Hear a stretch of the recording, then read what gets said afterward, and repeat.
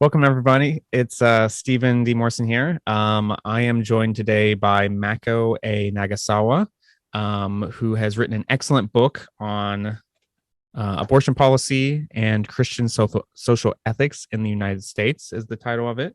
Um, I kind of had been thinking about this issue, particularly with it being in the news and having some turmoil within the United States, especially. And knew of Mako. We had met actually through YouTube, which was quite fun. Through one of the atonement videos I had done, he reached out to me, and he's doing some really cool work regarding the atonement. His stuff's really interesting, and not just that, but in terms of justice, social justice, and some really cool stuff at the church. And so, I'm very excited to have you with me, and welcome very much. Thanks for joining me. Thanks, Stephen. Thanks for having me. It's great to connect again. Yeah, absolutely.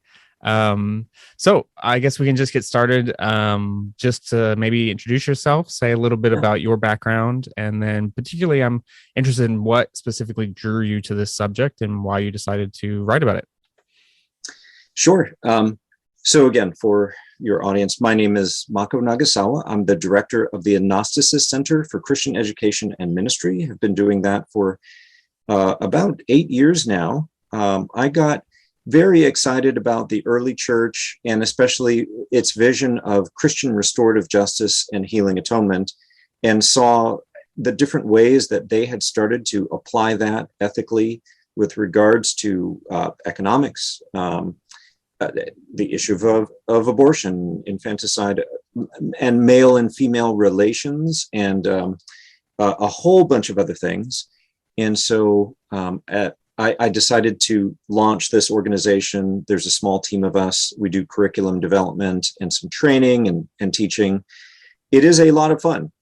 So I'm in Boston, and I'm a displaced Californian. So I really missed the Pacific Ocean, and was actually just out in California for a wedding this past weekend. That was beautiful.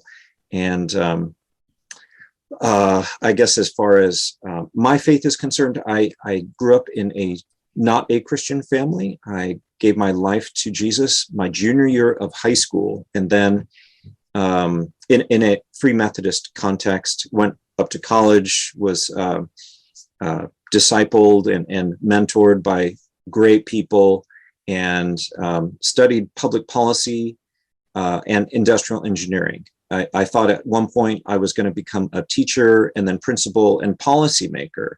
And for that reason, had looked into, how did Christians handle political power? And, some of that story is very sad, but some of it is actually inspiring and really thought provoking. So I guess it was actually then that I really launched into a whole bunch of questions that, that still unfold in my life. I still find them really, really exciting and challenging to revisit. How do Christians handle power, or how ought we to? And what kinds of visions of justice can we offer to the world? Very, very important stuff. Yeah, absolutely. Yeah, it's definitely a big subject, but something that I think is much needed, especially, kind of with the post-Trump evangelical world that has, perhaps you could say, misused some of the church's power very much in a way to exclude others, in a way to suppress the rights of the poor and the downtrodden. And so I think, the return of an emphasis on the right way to approach these questions is really helpful. So that's great. And I forgot I had read that you were from California. That's where I met my wife as well. So I sympathize with I'm now on the East Coast, but I used to live over there and miss the sunshine a little bit. Yes, the sunsets over the water. I mean, it's hard to beat. I'm not much of an early bird, so I don't get up to see the sun rises. So I miss seeing the sunset because that was the easier one for me to get to. So absolutely. But cool. Yeah, I really appreciated your book. I think for me, the abortion question within the context of the church was something that I kind of had some early concepts of that I kind of left behind and moved on as I progressed in faith. Mhm. But then I think your work really, I really commend it. I think I mean, it's 400 pages of really just well researched, very detailed work. And so it was very impressive from a research standpoint. A lot of passion went into it, and that was very clear as well. I think from my perspective, I've not studied it obviously as much as you do, but I think it's kind of the book that I would recommend people. It's really great. One of the features that Thanks, Stephen. I'm so honored. Oh, great. Yeah, no, of course. Thanks for writing it. It's definitely a gift to the church. One of the features of the book specifically that really impressed me and drew my attention was just how much you paid attention to the nuances of this question. Because I think to a large extent, the discussion around abortion within the United States, within the church, is very just black and white, polarized. Either you're this camp or this camp, and without naming it, everybody listening knows what those two camps are, right? So Right. it lacks some of the nuance, and especially you really emphasize the importance of paying attention to the social, economic, and political context for policy decisions, for this sort of discussion, both within the church and in the political sense. Actually, the very last paragraph of your book, if it's all right, I wanted to read it because I think it does a great job of kind of summarizing what I felt was the big strength of the book and that you did well. And so this is the quote from it. And you write, "It is ironic and tragic that most evangelicals feel certain that scripture speaks with absolute clarity about the fetus and only with ambiguity or negativity about undoing poverty and white supremacy. In truth, we do not actually know for certain from scripture about the biological or legal status of the fetus, while we know that Jesus commands us to confront poverty and affirm our collective responsibility for all God's children to have a good inheritance. The burden of this book has been to show that we know far more about how to design economic and social welfare policies guided by Christian principles than we know about how to place abortion into a criminal justice framework. Perhaps understanding the totality of the issue might make the difference for evangelicals to humbly embrace what is uncertain and courageously commit to what is certain and doable. The future of all our children may depend upon it." So that's page 324, last page of the book. So maybe unpack that for us a little bit. There's a lot that's there, obviously. That's kind of, I think, it is a long book and there's a lot to it, but that approach to adding context to the question, I think is strength. So maybe unpack that for us a little bit, and Sure. how you go about that. Yeah. Well, as you said, many people view this kind of one-dimensionally, as, for example, is it just the rights of the fetus, or is it about the rights of the woman, as opposed to saying, well, if this is a moral issue, then what are the moral ramifications for anyone doing anything, including having a policy that is pro-woman or pro-natal or pro-fetus or anything like that. And so, yes, I am very concerned that the terms pro-life and pro-choice just almost have no meaning anymore, because most people actually do want to talk about nuances and trade-offs. I mean, even if it's only like, hey, I'm comfortable with the first trimester or something like that, or here are the exceptions that I would grant for women to get an abortion. Those are really important, and historically they've been important.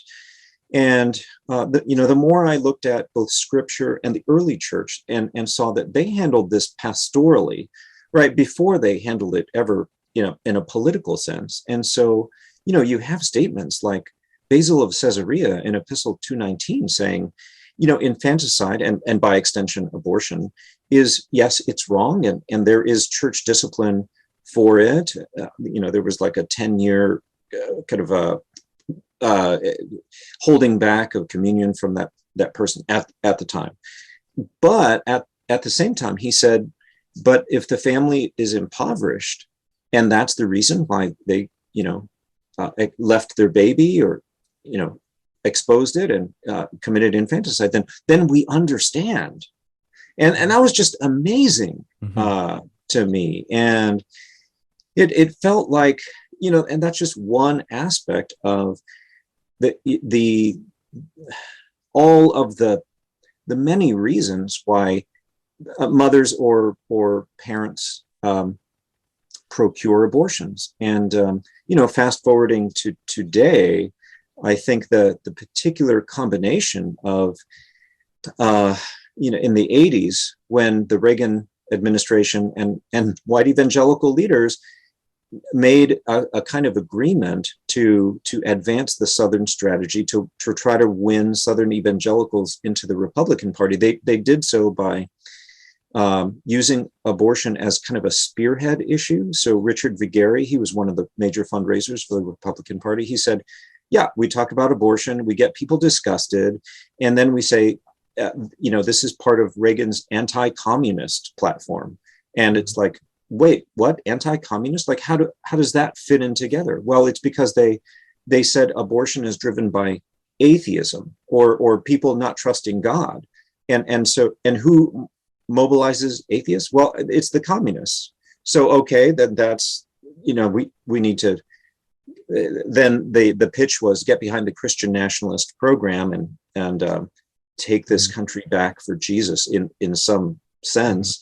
And then, but also it was the anti-communist pitch was yoked to being pro-capitalist and against the welfare state and against social supports, which is just ironic on many levels.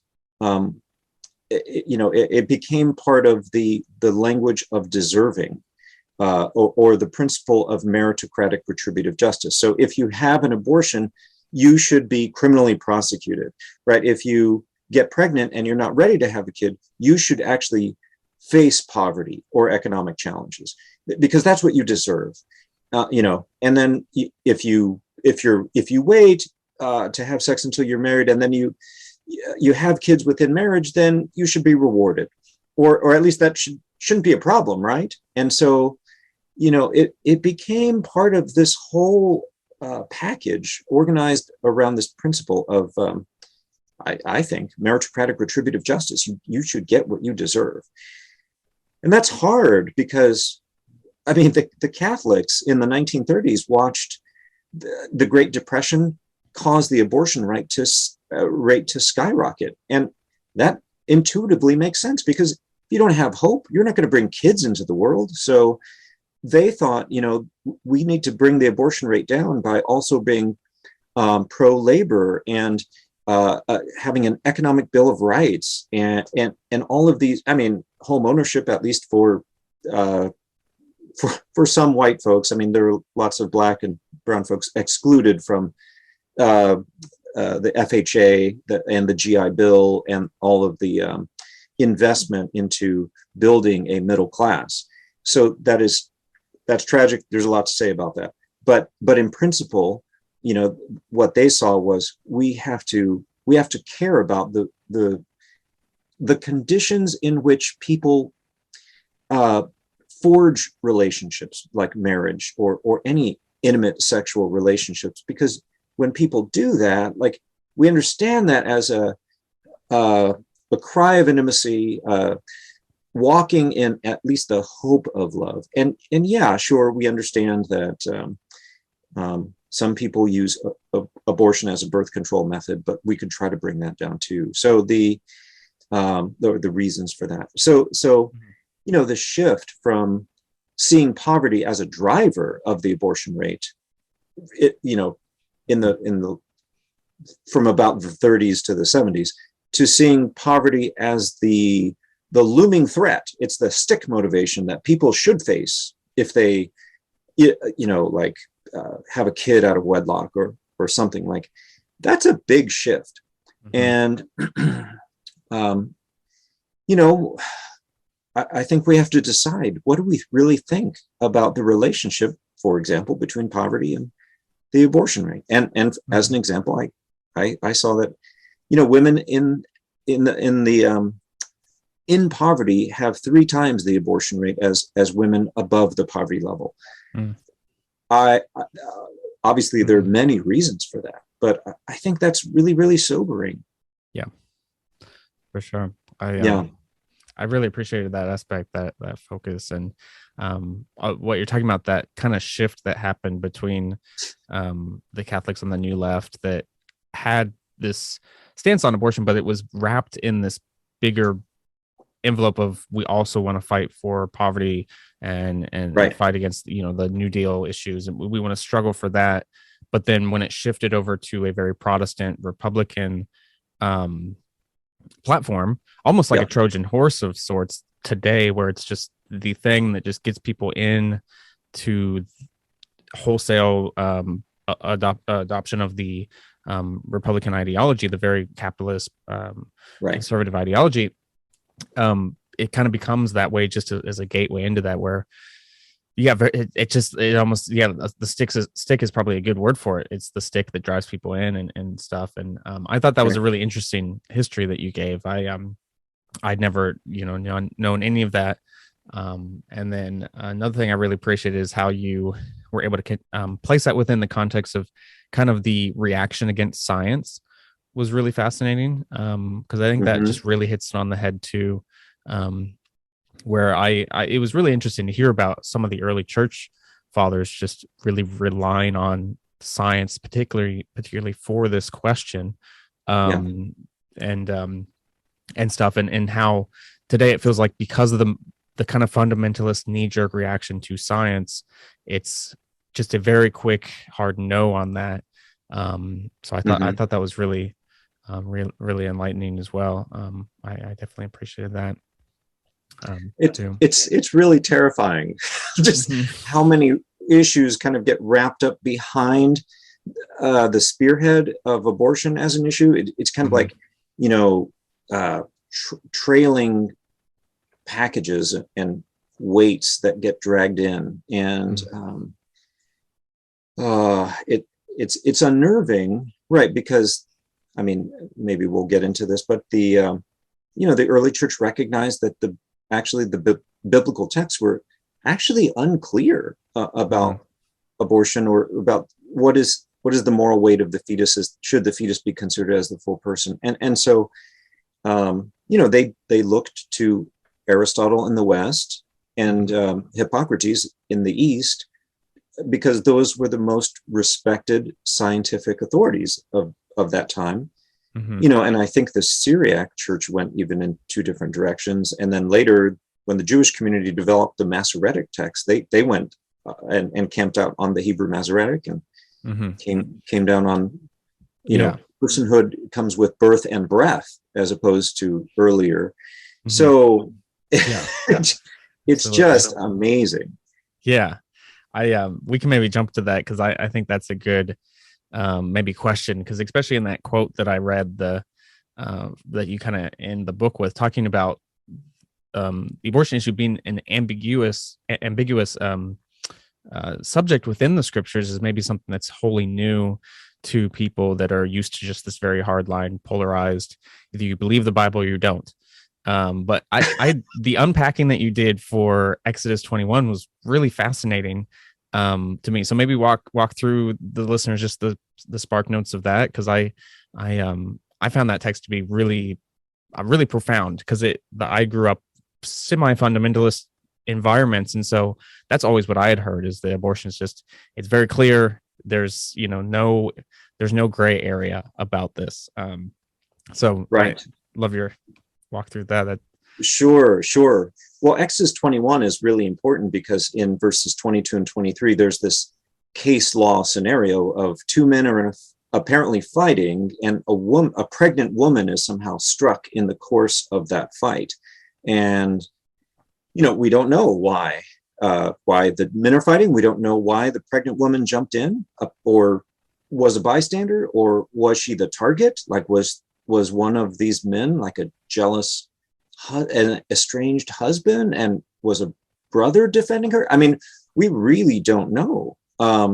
So it could be that the jealous husband case that gave rise to Numbers chapter 5, for instance, is being played out in a bad way in Exodus 21. We just don't have any detail. And the more we allow this text to stand by itself, the more it seems like we have to consider some of those things, especially when we see men with that motivation in scripture elsewhere. So Exodus 21 is important because, unlike Psalm 139 or Jeremiah 1, which says things like God, saw me in the womb and knew me from there, which those are powerful, those are touching statements. Exodus 21 goes deeper into much more specificity about, well, okay, so what do we do about the fetus if the fetus is actually miscarried? When the pregnant woman is struck, it causes a miscarriage. And so that much we know, but what we should do next, or what the Jewish law told Israel to do next, is actually unclear, because there are two manuscripts, the Hebrew Masoretic and the Greek Septuagint translation, and they say different things. And just so your readers understand, that the Hebrew Masoretic or the original Hebrew text, we can't even be sure of that, but I'm going to assume that the Hebrew Masoretic was, let's just say original in quotes. But the Greek Septuagint is the Greek translation of the Hebrew Bible, especially the Pentateuch, that originates in Alexandria, Egypt, in around 200, 300 BC. It seems to have been approved by the Sanhedrin for use in the synagogues across the diaspora, and it's the most quoted version of the Old Testament in the New Testament. So, and we can't really say one is superior to the other. But in any case, the Hebrew Masoretic says, if there's a miscarriage, then you charge a fine, because if there is harm to the mother, then you have the principle of equality of personhood, right? So eye for eye, life for tooth, life for life. It's clear that the mother's life counts in that regard. The fetus is valued at a fine. And again, we don't know exactly how that fine played out. I assume it was the closer that the woman was to being, delivering the baby, then the more obvious it was that she's pregnant. So therefore, probably the fine was higher. So, considerations like that. We don't know about the intention of the guy who struck her, right? Like, in any case, and maybe the intentionality matters in the fine. In any case, the Greek Septuagint seems to be more morally discerning and morally demanding. It says you look at the miscarriage, the fetus, and ask, is it formed or unformed? And if it's formed, then it is eye for eye, life for life. If it's unformed, then it's a fine. And so we don't know exactly what formed and unformed meant. It was assumed that you could coordinate that with Aristotle, that because Aristotle also observed miscarriages as a scientist. He said, okay, by about 40 days or 90 days. But in any case, that eventually led to the Western Church saying, we're going to assume that it's tied to quickening when the mother feels the baby kick in the womb. And that happens anywhere from like a third to halfway through the pregnancy. The principle being that life is associated with motion. And so, that's the way they went. But in any case, those are the two manuscripts. And I just want to point out, neither manuscript says that we should count personhood from fertilization of the egg, right? Like it does not say that. It is at pains to say not that. And it's really significant that the Jewish community endorsed both versions and worked with both versions.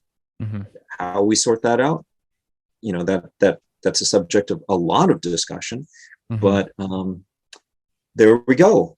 And for that reason, the early Christians thought, well, what do we do? Do we know which manuscript to land on? No.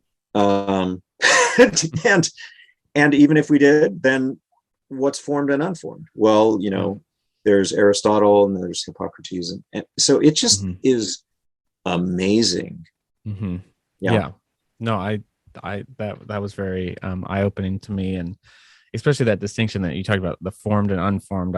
I'd never heard of that, and then kind of bringing it up and how the church fathers considered that fairly significant in the text itself, like you mentioned. And I think the number you put, one of the numbers was 40 days, and that was a number that had a long period of time where that was kind of the standard. If I'm remembering correctly, what you talked about that. Something, yes. And gosh, now I'm not remembering exactly, but I think there was also, that comes from Aristotle. It was considered the fetus was considered to be water until 40 days. And then it looked like a little human being. And so that's one marker. However, but later I moved think around.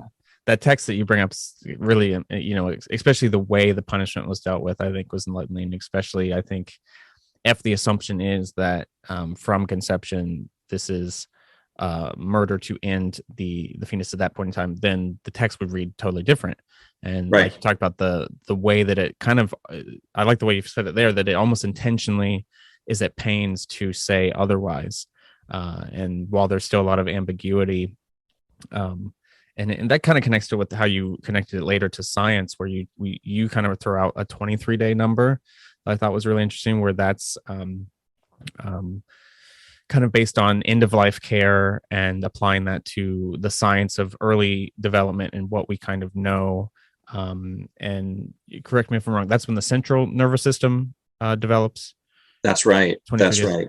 And so that's kind of end of care that's kind of the cutoff point sometimes for end of life care, is like once that goes, that's considered the end of, you pull the plug, or that's brain dead. So I found that really interesting as well, that connection and using the science for that, like we were talking about. Right. And I think that can be morally significant to family of people who are on life support. And, the question, if I'm brain dead or my nervous system is so damaged that you could keep my organs alive, but like, why do you have a moral responsibility to do that? I would want my family to be free from that. Just let me go. So that might be just me. But I don't think so. And so applying that to say, well, as a minimum, it seems like we do say personhood is somehow connected to a viable nervous system. Yeah. I mean, I think I don't. So that marker, I think it's the most conservative one can be about tracing personhood to a certain point. Now, I still think there are lots of considerations from there, but for sure. The issue being that I pointed out was, a lot of, I'll just say, I guess, Republican and maybe some Democratic lawmakers who are pro-life in the modern sense of the pro-life movement will vote against contraceptive care, because the belief is that an IUD, which is intrauterine device, which is the most effective form of long-term birth control and avoiding unwanted pregnancies, is, especially for poor women, they will vote against it because they're concerned that, maybe it'll slip on the one hand but cause an abortion on the other, right? So it'll allow for fertilization to happen, but then it's going to cause the fertilized egg to be expelled from the uterus, and that would be an abortion. And so at the very least, I would say, in good conscience, no, you can vote for contraceptive care, and take the early Christians as a good precedent of, like, they are wrestling this out. They're looking for science and the scientific views of their day, and we could do the same. So that's just one example of where one might land, and how we could integrate all these different fields, biblical studies, church history, and modern science together. Yeah, no, I think that's all very helpful to kind of begin to wrap our heads around some of the issues involved. And I think kind of as a segue to some other aspects of the book, I think that all of that does a really good job of painting a picture of somewhat of the ambiguity, both ethically, scientifically, biblically, all of this with the question, which makes hardline stances seem just close-fisted and very, very rigid and dogmatic and unhelpful. Generally, I think almost harmful to an extent. I think to a large extent, you could. That's probably not just a guess. You could probably verify that quite quickly. Yes. But I loved how, especially in that quote, you do a good job of demonstrating, okay, we have an ambiguity over here, but we don't have ambiguity over here for caring for the poor, doing good works of justice for the needy. And so I think my favorite chapter of the book really was, I think it's might be chapter 7. I don't remember if I wrote it down, but anyways, it's a chapter where you go into economic justice, and specifically where you talk about some of the you bring up specifically 2 heresies that the church adopted, that I love the kind of almost fighting words within the theological community to call them a heresy, which is great. But heresies within the Protestant church that have significantly moved especially the Protestant church, away from a stronger basis in economic justice. And you have some really great quotes from the church fathers that show just how much of a central point of the gospel that was for them. And really, I think anybody that's even people that aren't familiar with the Bible know that there are harsh words towards the rich, and that the good news is for the poor, and an emphasis of the early church was to help the poor. And so it's really clear. It's very clear. But we kind of, I think, as Christians, try to dance around things that are clear and try to make, majoring. I had a pastor used to say we would major in the minors and minor in the majors, right. Which I think is an apt way of putting it. But maybe if you walk us through some of those, especially the 2 heresies. I found that was really interesting, and how specifically those applied to the economic kind of connotate or context for this issue.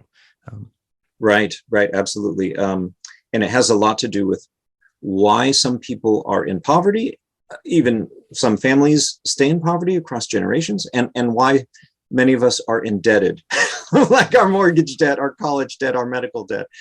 And those heresies are John Locke on private property and John Calvin on interest rates. And so I think we really, as Christians, need to care about this, because if there are forces that got set into motion as a result of the church going in a certain direction, and we continue to suffer for it, and other people continue to suffer for it, and the abortion rate rises because of it, then we have a lot of reasons to look at that and reevaluate and try to repent of it. Not just personally, but also in the policies. So with regards to John Locke and his theology of private property, I mean, first of all, it really was a theology. Although many people treat him as a secular political philosopher, he thought of himself as a Christian ethicist and even a biblical commentator. He wrote a commentary on Paul's letters and a hermeneutical approach on how to interpret them. So he is thinking of himself as a Christian ethicist. And his take on Genesis 1 was awful. It was, sure, God gave the creation to humanity in general. That much he agreed with all of the church before him. But then he said, but if you enclose land and if you improve it by working on it, then you can claim it as private property. And so that shift, I would say he just read into the text. And then he says, and when you do that, you acquire your private property before you enter into community with other people.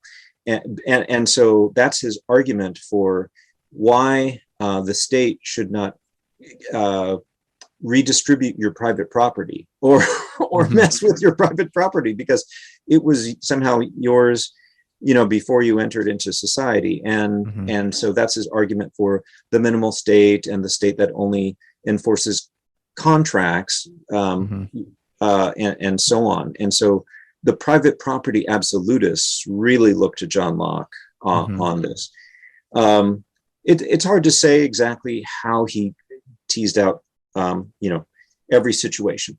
But, and to his credit, I mean, you could say things like, well, at least he provided a rationale for, colonization that was not inherently violent. I mean, he hoped to persuade Native Americans to be more productive, but in effect, he was the first white man calling non-white people lazy. And that's just not a good look. So, yeah. The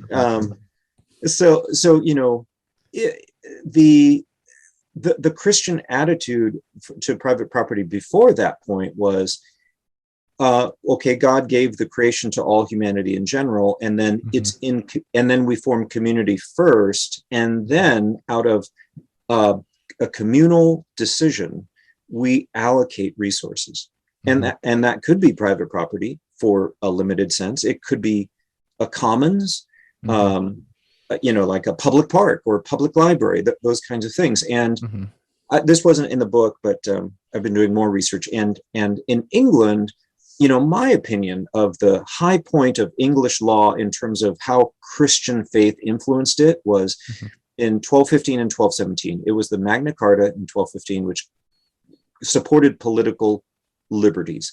And then the Charter of the Forest, in which the poor were protected from the aristocrats because the English crown owned common lands, and it was a guarantee that the aristocrats could not enclose the land against the poor and drive them into abject poverty, and things like that. But John Locke was for the enclosure movement, and he totally supported that. And fast forward to today, that is one of the reasons why we have an ecological crisis, why we have a culture of overwork, and why on the folks who call themselves libertarians or economic conservatives or classical liberals in the vein of John Locke believe that taxation is almost like theft. It's not an investment into our common life or into our children in common. There was one senator who said, like, I don't want to support other people's children. It's like, really? I mean, because God does. So, and so that trajectory of private property is just nefarious. And then you combine it with what John Calvin did with saying for the first time, he was a Christian theologian who said, it's okay to charge interest rates. Now, to his credit, he also tried to keep it low, but I mean, every marker that people kept, including the Puritans and then everyone else, it just became arbitrary. So I like to say, you can draw a line of sorts from John Calvin to your student loan debt. Calvin. I mean, there has not been a really vigorous Christian critique of the banking system, at least in the U.S. that I know of, and yet when we look at, for example, 15% of the abortions that are procured that we know of are procured by married couples. Married couples, right? Like, what does that do to this narrative of, well, I mean, if you're married, then you should be able to have kids. Well, presumably it's because even married couples are getting abortions because it's economically challenging, or because parenting is hard. So, I mean, there are those reasons. So, to the extent that that these earlier Christian mistakes, which has now been ensconced as Christian, and mistakenly so, to the extent that that really does contribute to, let's say, women in poverty having 3 times the abortion rate of women not in poverty, then why are we using poverty as the looming threat, the stick motivation against people? Like, that just creates cycles of hardship and heartbreak, I think. I think it's if you care about abortion, and we do, I mean, we do, then it's counterproductive on its face to join the moral conservative cause with the economic conservative cause. Yeah. That I don't understand, right? I understand being morally conservative and economically progressive. That I get. I don't understand the other one. Yeah. Yeah. It's almost like you are giving one side, but then you're taking on the other side. You're trying to have it both ways where, for sure. I think that's an astute observation. I really like those 2 heresies. Like I said, I appreciate that. I think, especially kind of more of as a Protestant myself, kind of coming to these sort of questions like the commonality of the earth and the usury laws, the ban on charging interest that you're talking about with Calvin. Right. I think a lot of Protestants, just because I think, speaking for myself and maybe just my own context, really don't see those as heresies, maybe because we don't have the larger historical narrative behind it. Where I was really interested in your book, where you talked about specifically usury, where it was such a serious thing where you would be denied Christian burial, you would be denied communion if you charged usury, and usury meant any interest on a loan. That's right. Even small interest, like less than 1%. Any interest on a loan was considered sinful. It was considered against the will of God. And say on the same side, the private property issue, I think it's hard for us now that we're in capitalism, which is determined by private property, to imagine a world where that wasn't the case. And I think the example sometimes I've used with people is that, it's illegal technically to be homeless, because where are you going to go? There's nowhere to go in the United States, especially. There's no commons that you can go to and live. And when you talk about England, that's a really good example, because that was the reality. If you were poor, you at least knew that you could have the sustenance of the earth. You could sustain yourself to a relative degree. You weren't just left with absolutely nothing, to beg. You could forage in the woods and, have some sort of settler community for yourself. You were guaranteed at least the right to live. Whereas I think with the hyper private property tendency for capitalism, you cut off all lands. Everything has to be owned.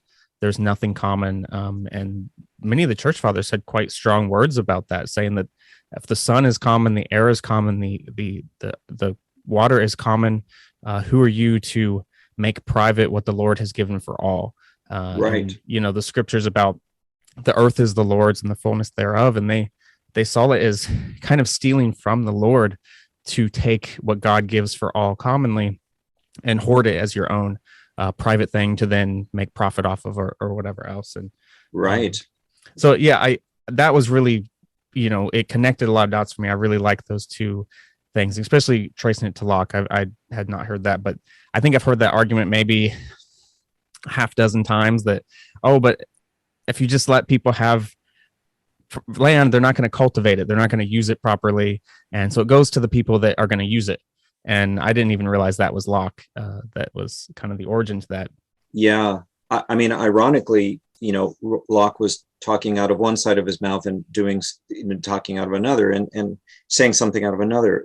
For example, he wanted to, he thought Native Americans were not cultivating land and had no concept of like ownership or boundaries. And so he said, and that's why we as English settlers can take their land. Not only is it kind of mostly vacant, but we work it better. We're more fruitful on that land. And so that gets into the exploitative kind of progression of, and I guess if you're more productive than the last guy, then you could take his land on there's some warrant for thinking that. Yeah. And And how and yet at the civic same time, colonialism and stuff. I like that connection you brought up. right. And yet at the same time, Locke was helping the English government negotiate treaties with Native American tribal leaders. Mm. And so they recognized that those tribes had a sense of communal property or tribal boundary lines, even if they weren't cultivating all of it. I mean, of course, they would occasionally farm or hunt and gather, or just admire the beauty of it, and which is remarkable. And and so it's really, gosh, it's so, Locke is complex as a character, and hypocritical in many ways. Yeah. Yeah, I can see that. Yeah, well, no, I thought that was great, especially on how both of those points opened the floodgates into a giving permission for kind of a winner takes all approach Yes. to economics and to justice, especially, which is so about face a reversal of what the church was for most of its history until really that period. I think it was Basil that ran the first hospital, right? And so he had a free healthcare. He had a place where people could go and just get help, and that was kind of the model. I think you even mentioned that, how Basil being a physician himself and stuff. Yeah. It's incredible. I mean, free healthcare. Yeah. It's just, they had it all the way then, and it was a Christian idea. Now it's very controversial, and I think just the abortion issue just becomes such a just a reason. It's because it kind of has that moral punch to it, right? Where it's like, well, if you don't think this, then you just want to be murderous, and it's like that's the opposite of the intent behind trying to have a more holistic approach to helping life flourish, not just having such a minute focus on one, a small aspect of it that becomes weaponized for a larger conservative agenda. But I think that's why it's a bit of a misnomer, the pro-life, because it isn't really, if you don't support the full person after they've been born, then what are you even talking about? Really. That's right. And some people call it pro-birth. But I would really call it, again, it's retributive justice.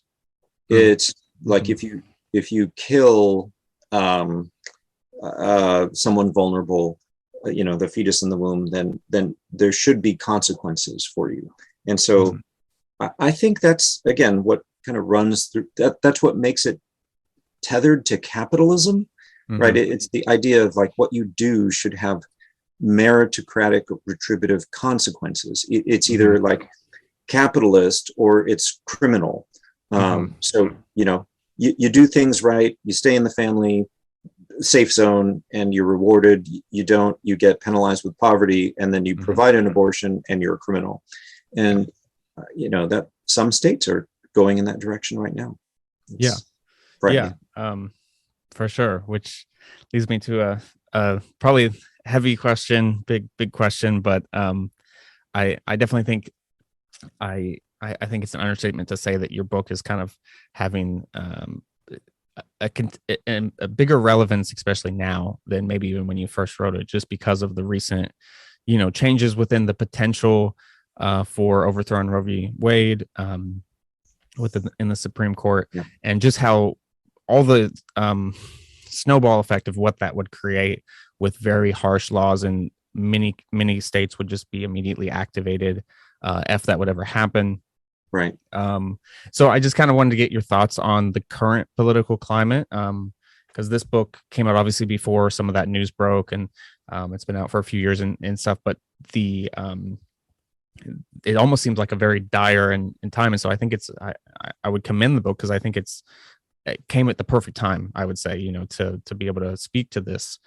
So I'd love to hear your thoughts on some of the potential changes, I guess. Yeah, well, it's certainly seismic. And so, Mhm. yeah, the book I went to press on, strangely enough, January 6th, 2021. So same day of the insurrection. Mm. And, I did write it because I was concerned. I thought, Roe v. Wade could be overturned. And so the last 3 chapters are actually written kind of for lawyers or for maybe Mhm. Supreme Court justices. Um, and it's a kind of legal history / spiritual biography of the Mhm. U.S. through the lens of abortion and other issues in reproductive politics. And Mhm. I think that's a big deal. So I think the first thing that I'm concerned about is the placing abortion policy into primarily a criminal justice framework, Mhm. as opposed to a social welfare and public health framework. And again, that relates to this connecting abortion to meritocratic retributive justice. It's, look, if you think that's wrong, then the only way to handle it, or the primary way to handle it, is to criminalize it. And Mhm. is it the doctor? Is it the mother? Mhm. Those are questions that are now kind of being reopened. And in addition, Texas is going this route of saying people could be essentially vigilantes. You could report on fellow Mhm. citizens and then collect a bounty of some sort. So Mhm. it's Yeah, it's a strange one. That one. it's troubling. And so Mhm. it's interesting on several levels. I'll lay out the constitutional argument for, well, let me stick to the primary concern of if we place it in a criminal justice framework, we have decades of data prior to Roe v. Wade that tell us what would happen. And it would be that, anti-abortion policies in this framework would stop abortions in the same sense that prohibition stopped alcohol. Like, it didn't. Mhm. Mhm. It pushed it underground into gray markets and black markets. And so there are all kinds of difficulties of implementing this kind of law. So, for instance, when a woman has a miscarriage and needs to go in because her womb needs to be evacuated, right, of the remains, that procedure is just like an abortion. So how do we exactly deal with that? In the Mhm. past, women who were connected, wealthy, certainly if they're white and those things, could find a doctor willing to do that because it's disguisable, very easily disguisable. I mean, she could go in and say, "I want an abortion," and the doctor could um, prompt some bleeding from the uterus and say, Mhm. "Come back tomorrow." Of course, that bleeding would still be there, and then it would be declared that this abortion is in the name of the mother's physical health, and that's Mhm. just how it worked. But if you were Black, Latino, if you were poor, if you were Mhm. not connected, if you didn't know quite what to say, then you had no recourse, and you would try to find back alley options and other things. So Mhm. the main impact of Roe v. Wade was actually to stop um, maternal deaths, especially of minority and poor women. Mhm. It's debatable. I mean, I'm willing to grant that it probably did cause an uptick in the abortion rate. Um, but then the ACA, the Affordable Care Act, and contraceptive care and economic progressive policies actually Mhm. would bring the abortion rate down. So, those are really interesting and important things to point out. Like, you could firmly be in the camp of saying, I really wish that we had a lower abortion rate, but here's a different way of doing it. Here's a social welfare or, Mhm. health, public health approach to it. Yeah. And practically speaking, that is doable. So that's one aspect of it. I Mhm. would love to talk about the constitutional aspect, if you're interested, if you think your listeners would be interested, Stephen. Yeah. Yeah, for sure. Oh, okay. So so at the time of the writing of the U.S. Constitution, the understanding of the fetus was that ensoulment, God sent the soul into the fetus at quickening, like when the mother felt the baby kick. And again, that was maybe halfway through the pregnancy, maybe a little earlier, but that was the understanding. And abortion was permitted and legal. It was accepted, until that point.